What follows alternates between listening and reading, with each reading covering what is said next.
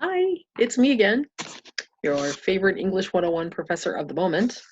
I am complete with a fantastic hairdo today and my Buffalo Bills sweatshirt because, that's how I'm rolling today. Anyway, this video is about how to find sources through the Mott Library databases that are not scholarly or academic journals. So you have to, for your annotated bibliography, you need 5 sources. And I want to look at that. I'm going to share my screen with you and I'm going to look at, um, okay, so you should see what I am seeing, which is not what I want. Okay, so this is your annotated bibliography and the list of sources that you need for it. And yesterday I posted a video about how to find an article from a peer-reviewed academic journal through the Mott Library databases. You need two additional sources from the Mott Library databases. They can be anything as long as they're credible, and that's what I want to focus on today, is finding those 2 additional sources, okay? And you may use sources, those 2 additional sources may be articles from academic journals. If that fits your research plan, that's fine. But I find that those articles, most students, and I also sometimes find those articles difficult to access, as we discussed yesterday, because they're really not written for people outside of a specific academic field. And so when beginner researchers like you and me come into find an article like that, then we may find ourselves encountering material that's really challenging. And so unless you're researching a specific academic field, and those articles are really written for you, you might have difficulty with them, but you do need to use the databases to find 2 additional articles. So I'm going to take us there. Again, you need to log on, right? You need to go to the Mott Library webpage, which you can get to at the bottom of the regular Mott webpage. It's on the bottom. There's a link to the Mott Library, and then you need to log in with your 14-digit number from your ID, right? Which is, getting it out. It's the ID number. All right, it is the, there you go. It's the ID number right above the barcode, right? So that's what you need. And there are instructions all over Blackboard and also the library for you to find that number if you can't, if you don't have an ID or you don't have that 14-digit code. So you have to get that up and running, all right? So there are places to look. Yesterday we looked at, when I posted the video that I made yesterday, I looked at the EBSCO1 search because it has a whole bunch of databases, and I also showed you how to research in JSTOR. There are other places you can look. You can look at ebooks. I don't recommend pro-con issues because those are all for for argumentative type essays, and you're not actually arguing. You're not making an argument for anything in this with this research. You're going to be researching a subject that contributes to your well-being, and then when you write this essay, it's going to be informative. And again, the instructions for the essay will be posted on April 6th, so keep that in mind. There are some subject-specific databases at the bottom. I find that students who want to go into nursing sometimes use their future career as nursing, or bringing comfort to people as a subject matter for this essay, and Sinal is one. There are a whole bunch of other subject matter that you can look at, databases here, but I'm going to go back to EBSCO1 search, and there are a couple of different databases I'm going to look at today. So I'm going to look at, I'm going to move myself here. I'm going to look at Academic Search Complete because of what it encompasses. I'm going to look at, you know what? I think, if I'm not mistaken, oh, we also have the New York Times and first-time MCC users. I'm sorry, I went back to the online resources page. We need to, I haven't done it yet either, sign up for an individual account, but it is free. So you don't get that firewall, that paywall that people get when they try to sign into the New York Times and see articles there. And that might be a very good database to look at for this particular assignment. But again, I'm going to go back to EBSCOhost. Sorry about that. So I've got academic search complete. I'm gonna do, I'm gonna find a couple of databases about general resources, like things in the popular press, so newspapers and magazines, things like that. So they've moved around, the databases have moved around a little bit in terms of where they are. Um, no, no, no, no, no, no, no, no. Newspaper Source Plus, that's the one I was looking for, and Newswires. Those are the two that I was looking for, because I would be perfectly happy finding articles in magazines and newspapers for this using the databases. So I'm going to click on continue, and I'm going to get to EBSCO, and I'm just going to type in the ukulele, because you know that's what I'm researching, right? And we'll see what comes up. So, oh, I know you're not supposed to touch your face, but I did wash my hands. Okay, so there are 6,000, if you see this here, 6,304 results, which is way too many, even for somebody like me who really enjoys searching. So I'm going to limit it to full text. We definitely over here on the side where it says limit to, we do want full text, but I'm not going to limit it to scholarly peer-reviewed journals or references available, because I want a broader kind of I want to cast a wider net, and I want different kinds of sources, right? So I'm going to slide the publication date. 13 years is fine. Again, you want to keep your research fairly well recent. For the most part, the more recent the research, the more reliable it is. Not because older stuff is unreliable, but because people do research based on older research, right? So it's updated, really, is what we're looking for. Now this has, if you see, it has 5,790 results, which I don't want, right? So I'm going to go down here, and I've got news, magazines, trade publications, reviews, journals, academic journals. Okay, so you probably know what a news outlet is, right? That's what it sounds like. It can be anything from newspapers, um, daily newspapers, weekly newspapers. I've seen results here from community newspapers. The John Pepin article that we found for the SA2, the article with the man who wrote about the outdoors, was from a weekly newspaper. It can be, the news can be other news outlets as well. Um, uh, Organizations that circulate news, they're called syndicates. So things that go into syndication can be there. News can also come from other media outlets, not just print. So that's there.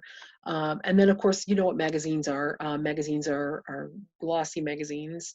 We see them on the newsstand all the time. They can be published weekly, um, monthly, sometimes a couple of times a year, it depends.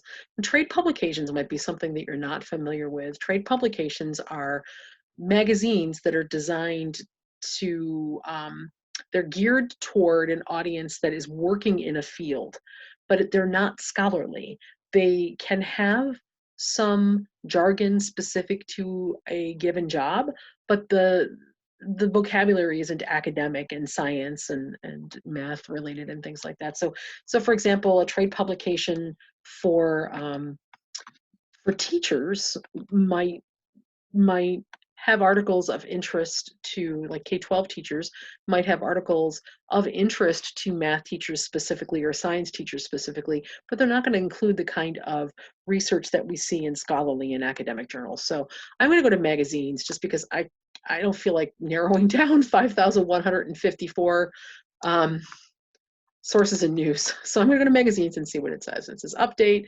I get that 189. That is still really way too many, right? And I'm looking for something that can help me explain to an audience how the ukulele contributes to my well-being, right? So I've got full text, linked full text, all results magazines.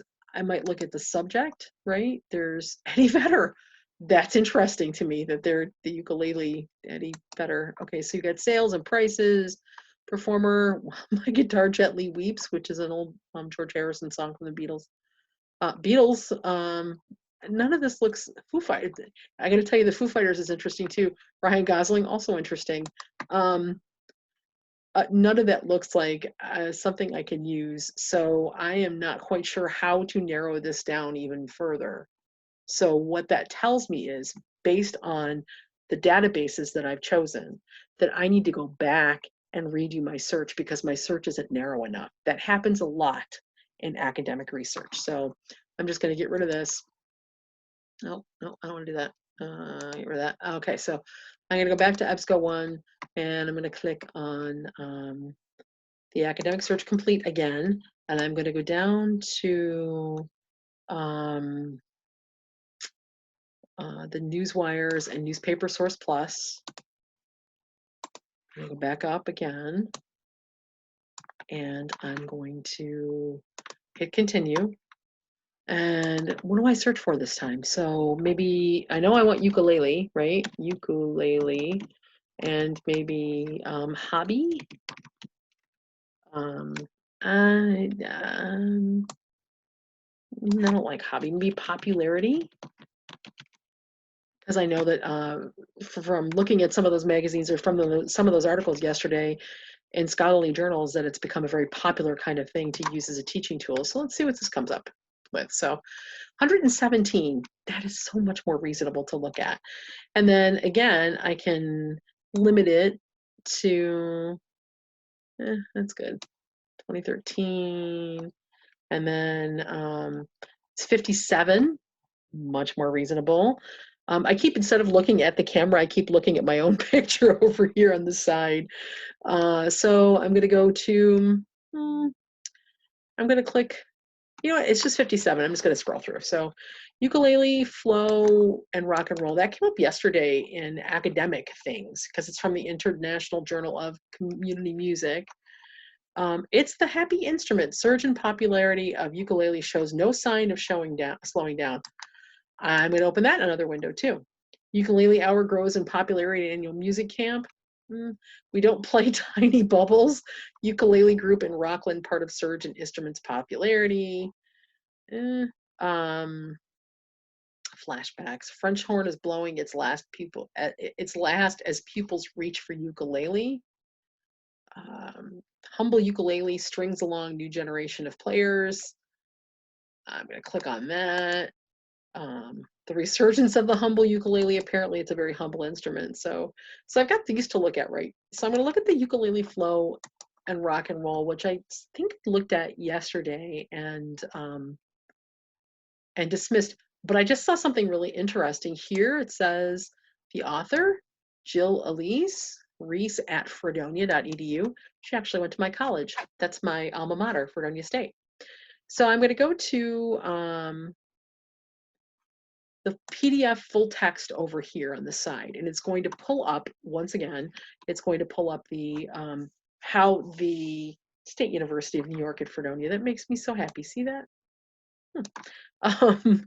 It's going to pull up how the article appears in the journal in which it originally appeared. And then, and like I told you yesterday in the video about scholarly journals, there's an abstract at the beginning, usually at the beginning of an academic article, that tells you pretty much what the article's about. So ukulele groups, community ukulele groups, fertile contexts for participating in amateur musicking are increasing in popularity. I may have saved this one already. Did I save this one already? I've got some notes. Nope, I didn't save that one. Okay, so it's interesting about community music. And while that's not necessarily something that I think that I am interested in for my research, I'm gonna move this out of the way. I'm gonna send it to myself because I'm gonna read through it and see if maybe it isn't something that I do wanna use. So, all right, so I'm gonna type in my email here and I'm gonna send it. And then it's going to come to me right to my Mott address, and I'm going to have it in my inbox so that I can look at it later, which is a really nice feature. So I want to get rid of that. This is, it's the happy instrument, and it's not a very long piece, and that's perfectly fine. It's published in March of 2020, which is really recent, which is nice. You can see it in an HTML format, which I would recommend doing. It probably has, it's It's got the block quote and things like that. It doesn't have how it appears actually in the newspaper, and it's from Australia, which is okay too. I like this quote here: "You never see sad people with a ukulele." Probably true. I don't know whether or not this is going to be something that's interesting to me. I want to read it later, so I'm going to send it to myself. It appears in an Australian newspaper that's reputable. It's not local enough for me, but we'll see. I'll put this over here. So I'll get this here. And then this, the humble ukulele strings along a new generation of players. ABC Regional News is once again from the Australian Broadcasting Corporation, not what we think of in terms of here. So I've already got one of those. It's more recent. This is from 2016, so I don't want that. The Southland Times. I'm going to look to the bottom here. Southland Times. I don't know where the Southland Times is. I don't know anything about the Southland Times. So I'm going to Google it. I am indeed. I'm going to move this out of the way. I'm going to open up another tab. I'm going to Google the Southland Times. I don't know anything about them. This might be a newspaper that I just don't know about. New Zealand, see? That .nz, that tells me that it's in New Zealand. I've already got a source from that part of the world, and I probably don't want to have another one. So I'm going to ignore that. I'm going to go to the next page, see what else I got. All right. Ukulele enthusiasts descend on Geraldine. Ukulele surge brings free classes. I get a sense that the ukulele is huge in Australia and New Zealand. You can play me ukulele. Ha ha ha ha. Ukulele virtuoso. Virtuoso, nice. Eclectic Ukulele Land, Sydney, that's the Sun Herald is Australia. Maybe what I need to do is look at the publications and see, so many of these are from Manawatu Standard, Tumaru, they're all from New Zealand and Australia. I'm going to look at the Portland Press Herald in Maine because I know it's an American one, so I'm just going to look at that one and see what happens. Ukulele Orchestra of Great Britain plays Merrill Auditorium in Portland. No, that's not happening. I'm not getting anything here that I really need, so I'm going to go back again and do a new search. And this is what research is. So I'm going to do learning an instrument, adulthood. Let's see what comes up. It may be nothing, but okay. So there are 90 of them. I'm going to narrow it down.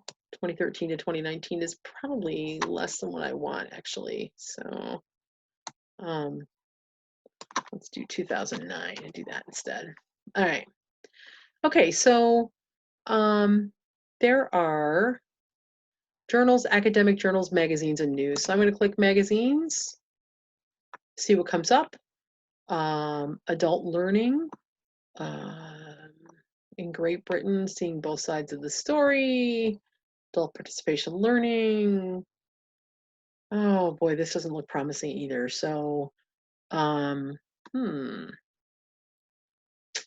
So I'm going to do something completely different, and I'm going to do something about maybe self-care.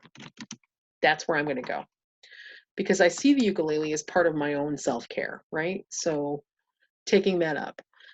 Wow, look at that. 105,372 hits for that.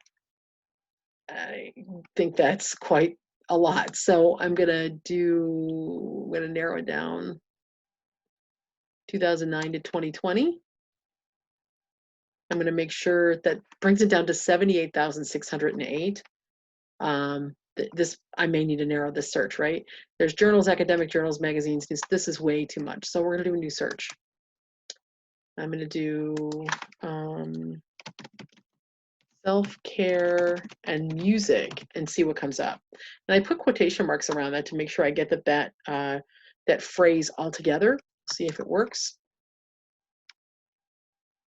135. All right. So that's a whole lot better. Again, going to narrow it down. It only goes back to 1997, but I'm going to narrow it down to 2009. And then it's going to give me 123. And I'm going to look at magazines. There are 14 to look at. Maybe this will give me something that helps me explain to people why playing this instrument is really important to me. Time International, 10 best songs. That is debatable. Musicians struggled with vocation and call. How do you take care of yourself from therapy today? I'm guessing that's a trade publication geared toward people in the counseling and therapy industry, but I'm going to right click on that and we'll see. My fear of rest and relaxation. I don't have any fear of rest and relaxation. Self-care is the key to stress and anxiety management. All right. Analyze me. Ask Men's Health, oddly enough. I'm going to skip on that one. Analyze me, nearly 10% of yours. Okay, so we got, how do you take care of yourself, right? The article focuses on the author's decision to go for a counseling session after meeting with fatal bike accident and mentions his drumming sessions at a local music shop and his love for music. Okay. Earlier this year on my way to work, I had quite a serious bike accident that resulted in face and neck injuries, and I had to take some time off of work. He talks about going into that's a really short article. Do you see that? He talks about taking out his drum set. This is it for the article. That's not nearly enough to give me anything at all here. So here's an abstract for this one. The article discusses the author's views about self-care as a tool to manage stress and anxiety, and it mentions lawyers' well-being as well as mindfulness and meditation, the impact of stress on the human body, listening to music and enjoying nature. Again, this list isn't really helping me. So, I'm almost glad that this isn't going well because yesterday's search went so very easily. I don't want to mislead you into thinking this can be just way too easy. Let's do this. I'm gonna look up music therapy. Even though I'm not clinically enrolled or enrolled in clinical music therapy, I'm gonna certainly right click on the first thing that came up, and then I'm gonna narrow this down. 2008 is good. And then that brings it down to 6,530 results. I'm going to look at the magazines. I don't want necessarily the academic journals. So first one that comes up from Psychologist from October of 2019, we all have unique relationships with music. That's worth looking at to me. The first one I clicked on was from 2019 as well, the effectiveness of music therapy on depression and happiness of depressed women. I have clinical depression that has been in remission for 20 years. And so I am constantly looking at ways to keep it there. And so this might be a text that I actually want to see and consider, even though it's another academic text, which is something I'm not interested in. It's worth me mailing it to myself and taking a look at it later when I have more time to read it. So there's that. And then I want to read this article. This one's from Psychologist, which promises, look at this, 3-color photographs. Pretty exciting. It's only 1,500 words. It's not very long, which is nice. You can have a PDF full text on this, which is good. And let's take a look when it comes up. Oh, apparently it will take a little longer to come up because it's doing this, which I got to tell you, I'm finding so annoying that I might not stick around for this. Come on and load already. Okay, we all have, okay. Ahead of World Alzheimer's Day on September 21 September, music therapist Grace Meadows speaks to Ella Rhodes about her work with the Utley Foundation's Music for Dementia. Okay, this actually does interest me, and I'm going to email it to myself. And the reason why it interests me is I lost my dad to dementia in the fall, to Alzheimer's, and a grandmother, his mother, and his aunt, who was very much like his sister as well in recent years. And so there's a good chance that that might be something that is in my DNA makeup. And so I am interested in that. So I'm going to send that to myself. Let's see, what else? Fraternity awards. No. Let's look at subject. So anxiety prevention. Oh, I like that. Tune out tension from Good Housekeeping magazine. Let's take a look. Tune out tension. Let's see how long it is. Not long enough. So no. Nah. Tuning in how music may affect your heart from the Harvard Heart Letter.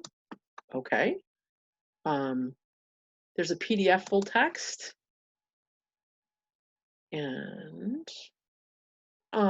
very nice looking article, but really, really small and doesn't seem to be sourced. Is your pet stressed out?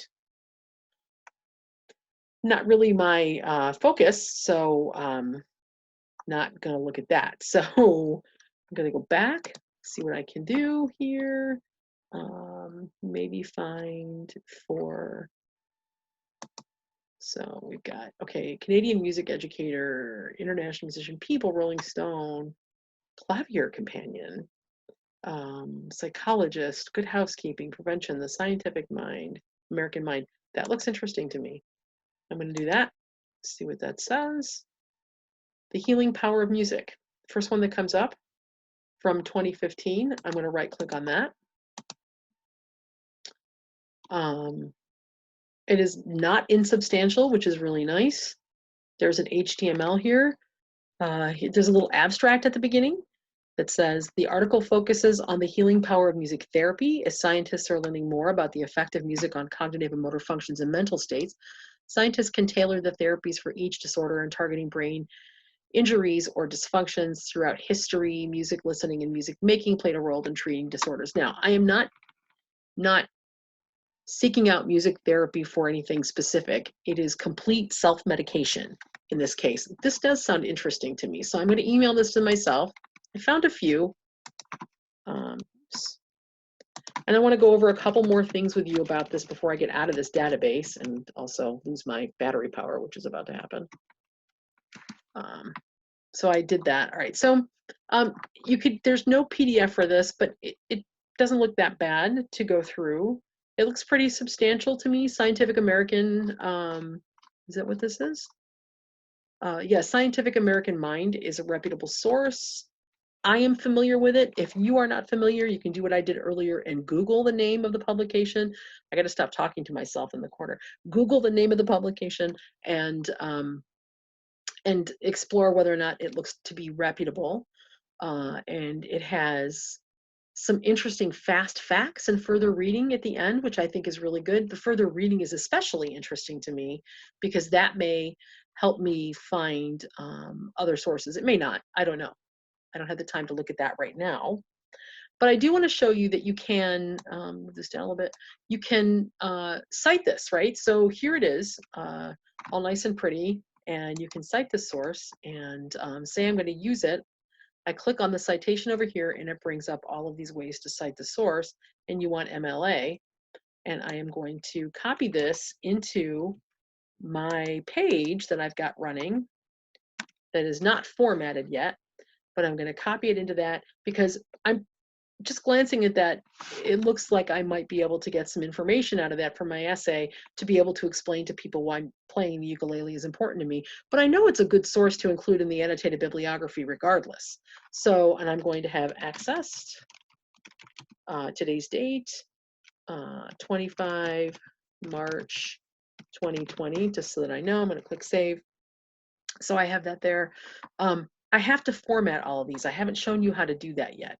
But all of these would have to be formatted. They have all the information that they need, but they are not yet in MLA format completely correctly. So there is that. So another thing I want to show you, if you haven't listened to me yesterday, if you haven't looked at the video from yesterday where I'm talking about the scholarly journals, you can listen to these sources in different accents. This is the American accent. It will read it for you.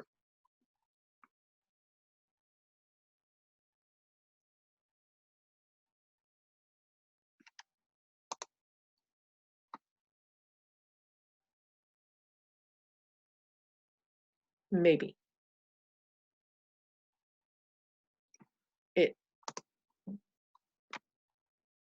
should read it for you. Well, it doesn't appear to want to. There's an American accent, an Australian accent, and a British accent. So if there is,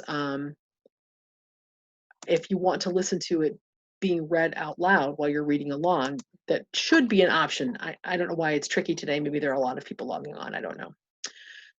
So that's what I've got today for research. I'm actually glad that it didn't go well in terms of finding sources, because it is frustrating. I'm not real completely happy with the sources that I found, but and there's a lot more that I can look at.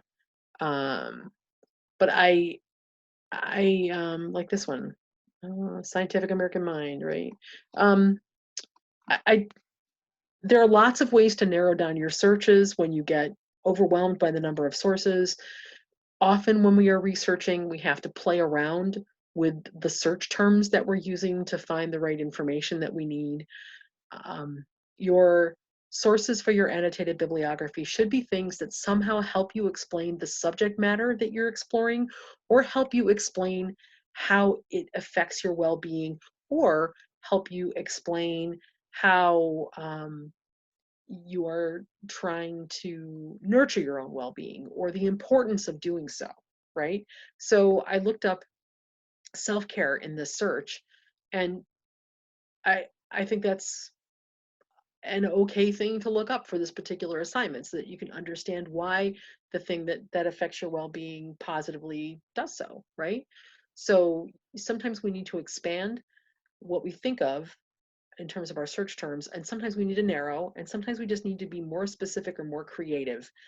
And it is often frustrating. It is definitely time consuming. So you have to give yourself enough time to do the kind of research, right? And these sources will appear in my mailbox. They'll have the return address from where I sent them from, and I will be able to access them then, without being online. Well, without being logged into the Mott library to do so that I can take a look at them and see um, whether or not, when I have time to read through them, whether or not those sources are going to be appropriate for my research. So I will try to, I wanted to tonight, but I have completely run out of steam today, to do another video tomorrow morning that helps you with searching online using a web browser. But for tonight, I am done. So I hope this helped, and you take care of yourselves. Wash your hands, and I'll see you soon.